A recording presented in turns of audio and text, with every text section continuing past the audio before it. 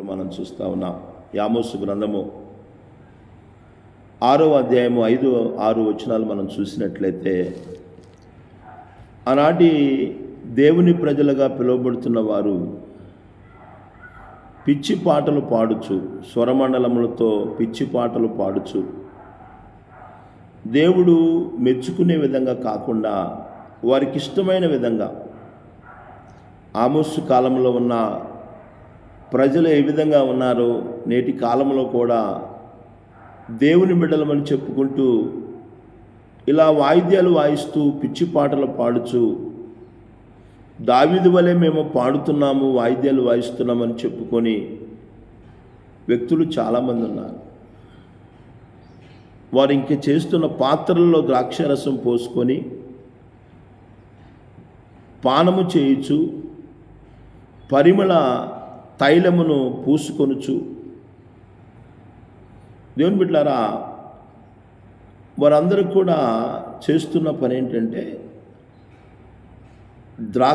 ద్రాక్షరసము పాత్రలలో పోసుకొని పానము చేయొచ్చు. ఒక దుష్టమైన దుర్మార్గమైన ప్రవర్తన వాళ్ళు కలిగి ఉంటున్నారు. దేవునికి ఇష్టమైన ప్రవర్తన వాళ్ళకి లేదు, కానీ దుష్ప్రవర్తన కలిగిన ప్రజలుగా వాళ్ళు ఉంటున్నారు. ఈ ఉదయకాల సమయంలో గమనించండి, మంచి కార్యాలు చేసే వ్యక్తులుగా వారు లేరు, కానీ చెడు పనులు చేసే వ్యక్తులుగా వారు ఉంటున్నారు. ద్రాక్షరసం పోసుకొని పానం చేస్తూ ఉన్నారు, పరిమళ తైలములు పూసుకుంటూ ఉన్నారు. ఇలాంటి కార్యాలన్నీ కూడా చేసుకొనుచు వారు దేవునికి ఆయాసకరంగా వారు జీవిస్తున్నట్లు మనం చూస్తూ ఉన్నాం.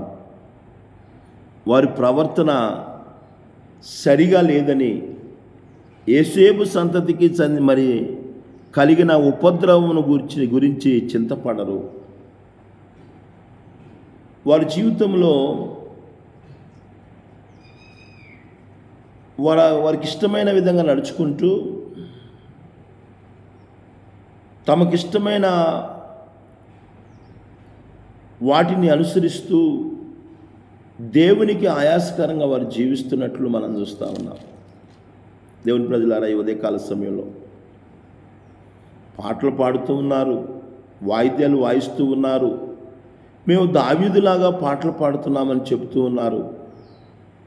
పాత్రలో ద్రాక్షరసం పోసుకొని పానము చేయుచు తాగుతూ ఉన్నారు. ఈ ఉదయకాల సమయంలో గమనించండి, చేయాల్సిన అన్ని చేస్తూనే ఉన్నారు, కానీ యేసేపు సంతతికి కలిగిన ఉపద్రవం గురించి చింతపడరు. దేని గురించి వాళ్ళు చింతపడరు,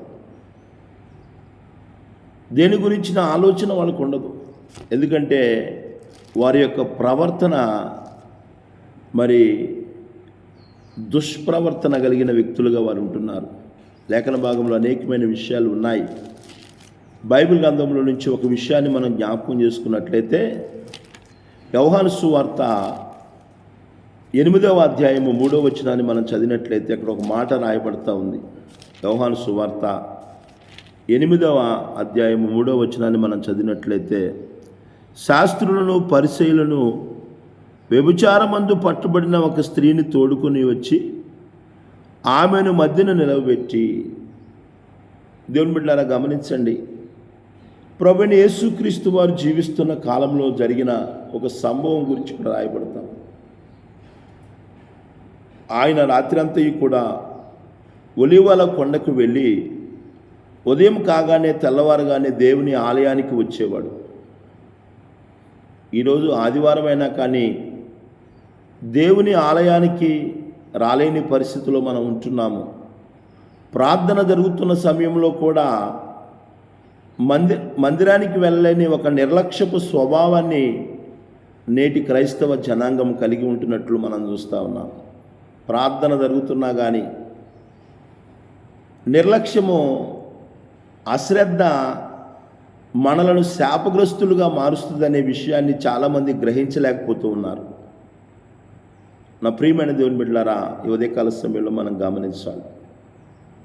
ప్రభువైన యేసుక్రీస్తు వారు తెల్లవారుజామున దేవాలయంలోనికి వెళ్ళినప్పుడు ప్రజలందరూ కూడా ఆయన యొద్దకు వచ్చిరి. ఆయన దగ్గరకు రాగానే ఆయన కూర్చుండి వారికి బోధిస్తూ ఉన్నాడు.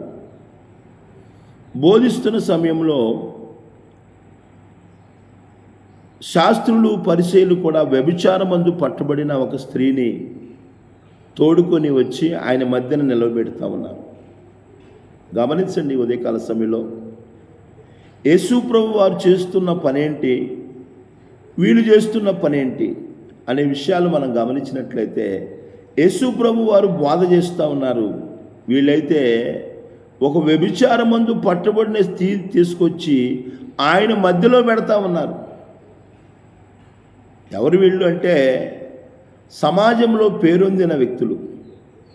ఎవరు అంటే మందిరంలో గొప్పవారుగా పిలువబడుతున్న వ్యక్తులు. ఆయన వాక్యాన్ని బోధిస్తున్నప్పుడు ఆ బోధ జరుగుతున్న మధ్యలో మరి వీరు ఇటువంటి పని చేస్తూ ఉన్నారు, దుష్ప్రవర్తన. అయ్యో, ఇప్పుడు ఆయన వాక్యం చెబుతున్నాడే, మరి అలాంటి సమయంలో మనం ఇలాంటివి తీసుకుని వెళ్ళటం మంచిది కాదే అనే ఆలోచన వాళ్ళకి లేదండి. వాళ్ళు అనుకున్నది చెయ్యాలి అనే ఆలోచన నేటి కాలంలో చాలామందికి ఉంది. అక్కడ ఏం జరుగుతుంది, యేసు ప్రభు వారు ఏం చేస్తూ ఉన్నారు అనేది వాళ్ళకి అవసరం లేదు. నా ప్రియమైన దేవుని బిడ్డలారా, ఒకసారి మనల్ని మనం పరిశీలన చేసుకున్నాం. మన ప్రవర్తన ఎలా ఉంది దేవుని విషయంలో, మందిరాల విషయంలో ఎలా మనం నడుచుకుంటున్నాం? మన ఇష్టం వచ్చినట్టు నడుచుకుంటున్నామా? మన ఇష్టమైన జీవితాన్ని జీవిస్తున్నామా? ఆలోచన లేకుండా, గ్రహింపు లేకుండా వాక్యము జరుగుతున్నా కానీ వాక్యాన్ని ఆటంకపరచటం. నా ప్రియమైన దేవుని బిడ్డలారా, చాలామందికి ఇలాంటి వ్యక్తులుగా మేము కూడా దేవుని పని చేస్తున్నామనే ఆలోచనే కానీ అక్కడ జరుగుతున్న దాన్ని మనం అడ్డుపడుతున్నామే అనే ఆలోచన చాలామందికి ఉండదు. వారు చేసిన కార్యాలను బట్టి కూడా అతిశయపడే వ్యక్తులుగా ఉంటారు. యేసయ్య బోధ చేస్తూ ఉన్నాడు, ఈ బోధను మనం ఆటంకపరచకూడదు. ఈ బోధ చేస్తున్న సమయంలో ప్రజలందరూ వింటున్నప్పుడు మనం అడ్డుపడకూడదు అనే ఆలోచన వాళ్ళకి రాలేదండి. నేటి కాలంలో దేవుని బిడ్డలు అనేకులు కూడా ఈ శాస్త్రులు పరిచయలాగే ఉంటున్నారు. గ్రహింపు లేని వ్యక్తులుగా, ఆలోచన లేని వ్యక్తులుగా వారి ప్రవర్తన ఉంటుందనే విషయాన్ని మనం గుర్తుంచుకోవాలి. ఈ ఉదయకాల సమయంలో ప్రభుని వెంబడిస్తున్న మన జీవితాలలో దేవుని ప్రజలారా, అలాంటి ఆమోసు కాలంలో ఉన్న ప్రజలు స్వరమండలాలతో వాయిద్యాలు వాయించుచూ ఉన్నారు, పాటలు పాడుతూ ఉన్నారు, పిచ్చి పాటలు పాడుతూ ఉన్నారు, పాత్రలో ద్రాక్షరసం పోసుకొని పానం చేయిస్తూ ఉన్నారు, మత్తులై ఉంటున్నారు. పాటలు పాడుతూ ఉన్నారు, వాయిద్యాలు వాయిస్తూ ఉన్నారు, పరిమళ తైలాలు పూసుకుంటూ ఉంటున్నారు. అలాగే ద్రాక్షరసము పాత్రలో పోసుకొని ప్రాణం చేసే వ్యక్తులుగా ఉంటున్నారు. ఈ ఉదయకాల సమయంలో వారు అనుకుంటున్నారు మేము భక్తి చేస్తున్నాము అనుకుంటున్నారు. వీరు కూడా యేసు ప్రభు వారు బోధ చేస్తున్నప్పుడు మేము మంచి పని చేస్తున్నాం అనుకుంటున్నారు.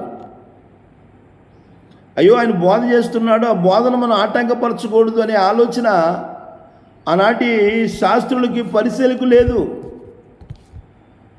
వీరు దేవుని ధర్మశాస్త్రాన్ని ఎరిగిన వారు, వాక్యాన్ని తెలిసిన వారు, వాక్యాన్ని బోధించేవారు. కానీ యేసు ప్రభు వాక్యం చెబుతూ ఉంటే ఆటంకపరుస్తున్న వ్యక్తులుగా వారు ఉంటున్నారు. కారణం ఏంటంటే వాళ్ళ ప్రవర్తన మంచి ప్రవర్తన కాదు అనే విషయాన్ని గుర్తుంచుకోవాలి. ఆయన బోధ చేస్తున్నాడే, ఆయన వాక్యాన్ని ప్రకటిస్తూ ఉన్నాడే, ప్రజలందరూ వింటున్నారే, ఈ సమయంలో మనం ఆటంకపరచకూడదనే గ్రహింపు, ఆలోచన చాలామంది జీవితాల్లో ఉండదు. వాళ్ళు అనుకున్నది వాళ్ళు చేయాలి, వాళ్ళు ఏం చేయాలనుకుంటే అది చేస్తారు, అంతేనండి.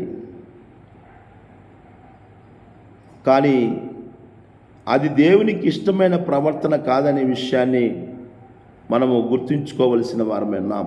ఉదయకాల సమయంలో వాక్యం వింటున్న నా ప్రియమైన దేవుని బిడ్డలారా, అందుకనే జ్ఞాని అయిన సొలొమోను అంటున్నాడు, నీవు మందిరమునకు పోవినప్పుడు నీ ప్రవర్తన జాగ్రత్తగా చూసుకోవాలి. మంచి ప్రవర్తన కలిగి ఉంటున్నావా? అందుకనే అపొస్తలుడైన పౌలు కూడా తిమోతికి రాస్తూ మాటలోను, విశ్వాసములోను, ప్రవర్తనలోను, ప్రేమలోను మాదిరిగా ఉండు అంటున్నాడు. నీ ప్రవర్తన ఇతరులకి మాదిరికరమైనదిగా ఉందా? ఇతరులను చెడగొట్టేదిగా ఉందా?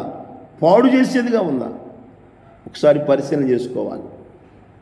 వాళ్ళ ప్రవర్తనలో దేవునికి అసహ్యమైనగా దుష్ప్రవర్తన కలిగిన వ్యక్తులుగా వారు నడుచుకుంటూ ఉన్నారు. పనికిమాలిన విషయాలు పట్టుకొచ్చుకొని దేవుని ముందు పెట్టి దీని గురించి మాట్లాడుతూ ఉన్నారు వాళ్ళు. జీవం గల దేవుని మాటలు కూడా చెప్పకుండా అడ్డుపడే వ్యక్తులుగా నేటి కాలంలో అనేకులు ఉంటున్నట్లు మనం చూస్తూ ఉన్నాం. నా ప్రియమైన దేవుని బిడ్డలారా, ప్రభుని వెంబడిస్తున్న మన జీవితాలలో మన ప్రవర్తన ఎలా ఉందనేది పరిశీలించుకొని, పరీక్షించుకొని, దేవునికి ఇష్టమైన విధంగా మనం నడుచుకుంటున్నామా అనేది గ్రహించుకొని, ఒకవేళ అలా లేకపోయినట్టయితే సరి చేసుకొని ఆయనకిష్టలుగా జీవిస్తూ ఆయనకిష్టలుగా నడుచుకొనొచ్చు. వాక్యం చెబుతుంది, దేహమందున్నను దేహము విడిచినను ఆయనకిష్టలుగా ఉండాలని దేవుని మాటలు తెలియజేస్తున్నాయి. అటువంటి విధంగా నడుచుకుంటూ దేవుని ద్వారా కలిగే గొప్ప మేలులు పొందుకునే కృపను, ధన్యతను ప్రభు ప్రతి బిడ్డకు దయచేయును గాక. అనేకమైన విషయాలు ఉన్నాయి. రేపుడు దినాన ధ్యానం చేసుకుందాం. దేవుడి కొద్ది మాటలు మనందరి వినికిల్లో దీవించునుగాక. ఆమేన్.